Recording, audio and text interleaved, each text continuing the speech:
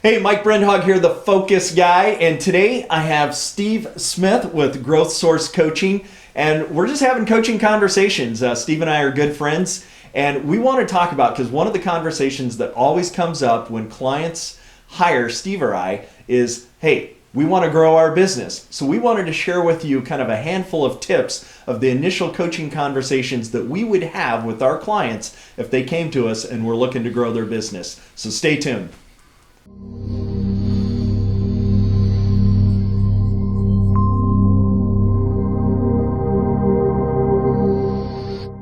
I know we're going to be talking about what business owners really need to be thinking about if they're serious about growing the business. Because everybody likes to talk about either am growing the business, I want to grow the business. What does that really mean? Right.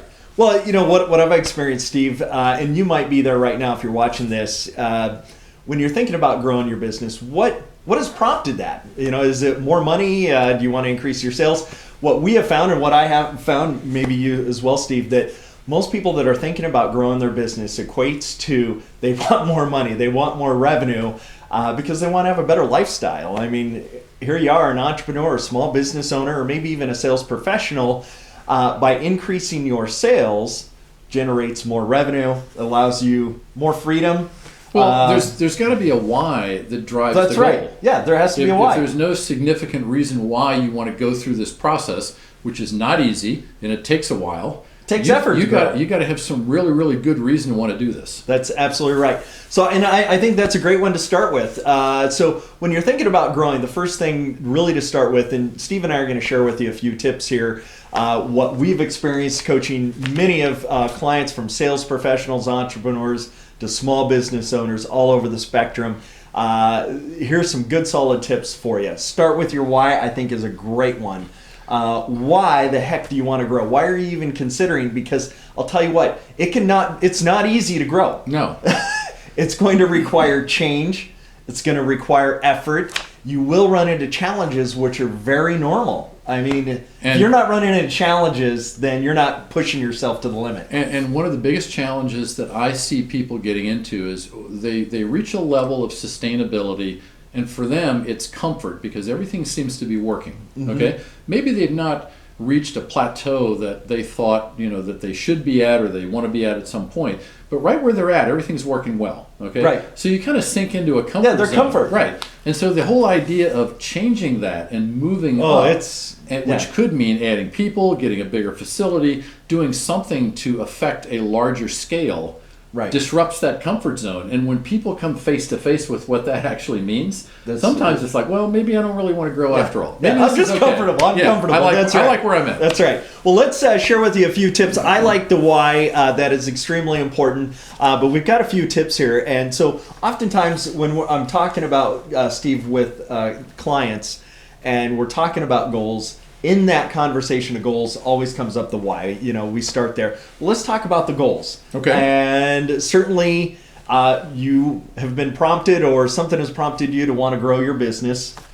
What is it? What do you see for yourself? What's the vision? What are the goals, right? Is that where you start with your clients as well? Yes. Kind of flushing that out, bringing clarity to the goals. Yes. What you want to achieve.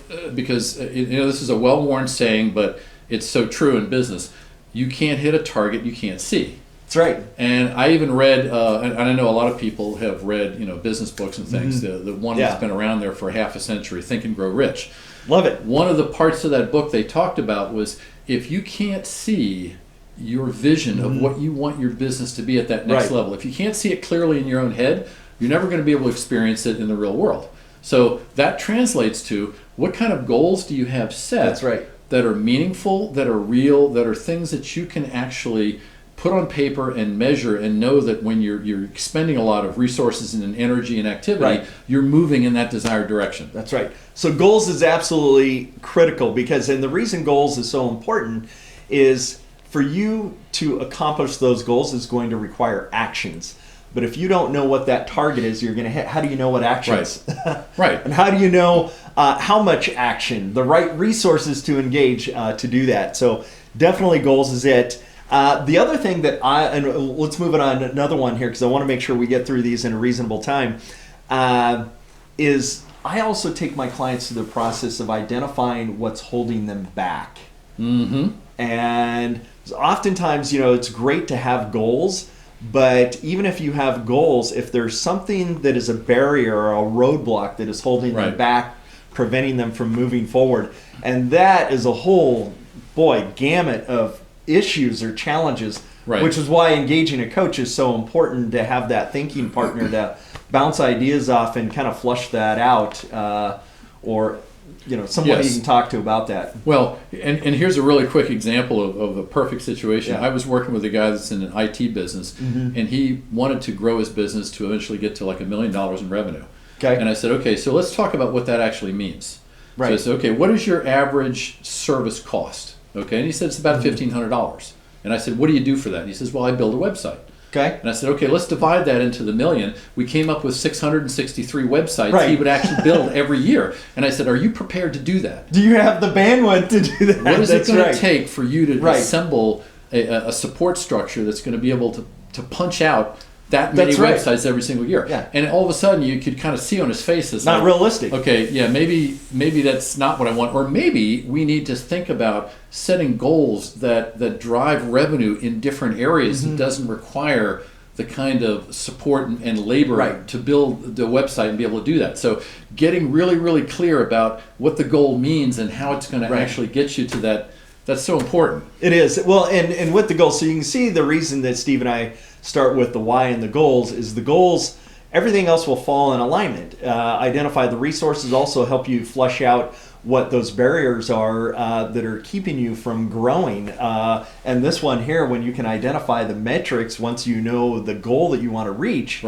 is it a realistic goal? So that really is in the way. It might be some cash flow. Maybe you don't have the financial resources. Maybe it's a human resource issue to allow you to build 600 websites in a year. And every goal that you go through this process with, eventually you're going to get to a point where you have to support it with numbers. That's right. They're either financial numbers, they're productivity numbers, they're scheduling numbers. You have to do that in order to legitimize what you're actually walking into. Right. Well, and that leads me to the next tip when we're kind of blending these together. But you can see once we're done here that they're all in alignment, and that is create crystal clear action plan that is in alignment with your goals. Right. And that is where having the metrics as far as what you're talking about. Okay, what does it look like? You want to reach this financial target of $1 million. It's going to require 600 websites. How many do you have to build a month, right? To do that. Right. So what does that equate to? About 50 a month, right? And that's basically 1.5 a day. 1.5 a day, right? And what size is your team? How many man hours does that take? Right. And in order to do that, do you have 600 a prospect list or a pipeline of 600 people that are ready to go this year that want a website from you? So now you got to look at the sales resources. So definitely identifying a crystal clear action plan that is in alignment with your goals is critical to establishing goals and getting you focused on an action plan. So let's move on to the next one. Execute your plan consistently. Is that a conversation you have with your clients? Oh yes, and this kind of goes back to what some of the things we were talking about earlier. Because the minute you're in a position where you have to now say, okay, I have to now do something. Okay, we can sit for days, sometimes weeks, and talk about all the flowery future that everybody wants. But when you get to that point, that rubber in the road situation where, okay, what are you actually going to do this week to move the plan forward? That's where everybody starts getting this kind of queasy feeling, because that's where now you have to really engage the goal and the action and say, okay, I'm going to put a block of time on my calendar and I'm going to do X. That's where everybody tends to start having trouble, because now you may have to change up your routine to make time for what you've already decided is more important. Yeah, and change is absolutely critical. It does. So you can see as we're going through this list, and Steve just hit on a point, change. Regardless of how you want to grow or what the goal is, it will require change on your part and on your team's part. Right. And you've heard it before. You've probably read, you've probably listened to many podcasts on change, but I'll tell you, I can't overemphasize that enough, what a barrier that will be for you. So be comfortable with change. Be comfortable with trying on new things and exploring and realizing that as you're changing, you're going to run into things that are not going to work perfectly. That's okay. Don't get frustrated. Don't get upset. Just know that that's going to happen. I think a lot of people get queasy when they hear about the fact that they're going to have to change. They're going to have to look at things differently. They're going to have to rearrange their routine. That's right. And I'm saying, okay, the initial thought in your head is what's scary. But if you have something you know what you're going to, you're making a change to something. You're not just making a change and disrupting your life for the hell of it. Having a vision, right? Having the vision of what that is. Knowing what you're going to will kind of take the temperature in your head down a little bit. That's right. And that's what you really want. You want to get rid of the mental confusion, because that's what keeps people from ever wanting to take that first step. Yeah, I call it the WTF vortex, by the way. When you don't have clarity, it literally sucks you in, robs you of your confidence, your vision, your attitude, everything in your confidence. And boy, that's why I call it the WTF vortex. Let's move on to the next one here, Steve. Review, analyze, and adjust your plan to improve the results. So as you're executing your plan, like I said, you're going to run into those roadblocks. You're going to make mistakes. Now, don't get frustrated from those mistakes. Learn from them, and so that you can adjust your plan, adjust your actions, so you can improve the results. It's not going to be perfect, and that's another trap actually that many clients have run into is progress, not perfection. You could be trying to perfect something forever and ever. And I always look at it this way. I know. If there was ever perfection, right, why does Microsoft and any other software company always doing regular updates? You have to get it out there. You have to make progress. You do, but what it really goes to is the reason people tend to want to stay on that perfection track and keep molding things before they've actually jumped in and tried it is because people associate mistakes and failure with something I did wrong. Right, they take it personal. Right, they take it personal. That's right. You can't do that. What you have to do is say, okay, I attempted something and I got an outcome that was different than what I expected. Yeah. So let's learn from the outcome that I got and figure out what to tweak or hone so I can get myself back in the direction I want. But if you eternalize everything and feel like, oh my God, it's my fault, I don't know what I'm doing, I'm never going to be able to make this work, that's like a rabbit hole that's very, very difficult to get out of. Right. So you have to change your whole mindset in terms of what is failure? Failure is not, oh my God, you're no good, you need to go off and do something else. Yeah. This is, you've actually taken a risk. And things didn't work out, so learn from it. But you learn from it. Yeah, your greatest lessons come from things you did. That's called experience. That's called experience. Right. And that is absolutely right.